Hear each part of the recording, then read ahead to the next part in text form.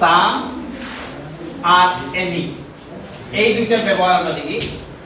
এই দুটোটা ব্যবহার হয় বোথ কাউন্টেবল এবং আনকাউন্টেবল দুটোটা নাউনের পূর্বে। সাম আর এনি দুটোটা ইউজ করা হয় বোথ কাউন্টেবল এবং আনকাউন্টেবল দুটোটা নাউনের পূর্বে। কিন্তু হে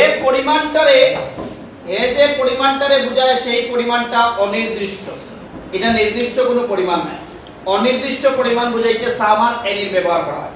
এটার ক্ষেত্রে একদম সিম্পল ট্রিক হইল গিয়া, তুমি পরীক্ষা গিয়া যখন কোশ্চেন পাইবা, যদি সেন্টেন্সটা অ্যাফার্মেটিভ থাকে, যদি সেন্টেন্সটা অ্যাফার্মেটিভ থাকে, অ্যাফার্মেটিভ মানে হাবোধক সেন্টেন্স যদি থাকে, তখন তার পূর্বে, তার নাউনের পূর্বে সাম ইউজ করি দিবা। ঠিক আছে? সেন্টেন্সটা যদি ইন্টারোগেটিভ মানে প্রশ্নবোধক বা নেগেটিভ সেন্টেন্স থাকে, প্রশ্নবোধক বা নেগেটিভ সেন্টেন্স থাকে, তখন তার নেগেটিভ সেন্টেন্স থাকে, তখন চোখ মুজিয়া এনি ওয়াই দিবা।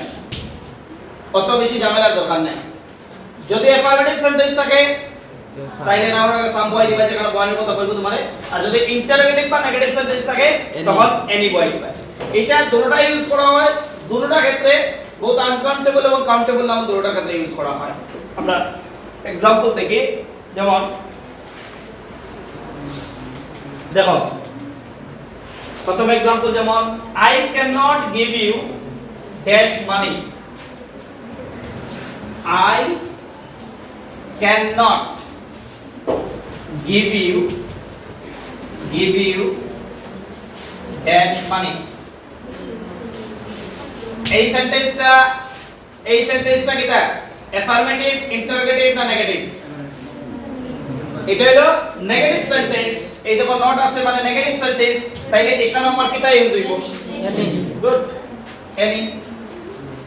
যখনও নেগেটিভ বা ইন্টারোগেটিভ সেন্টেন্স থাকবে তখন এনি ইউজ হইব, আর যখন অ্যাফার্মেটিভ সেন্টেন্স থাকবে তখন সাম ইউজ করা হইব। এই কোশ্চেনটা আইছে 2002 তে।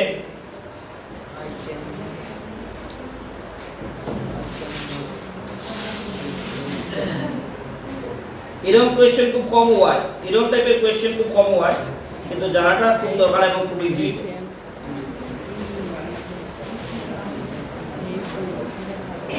Have you,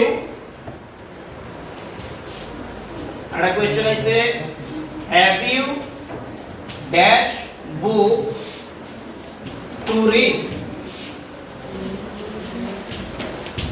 question mark. এটা কোন ধরনের সেন্টেন্স?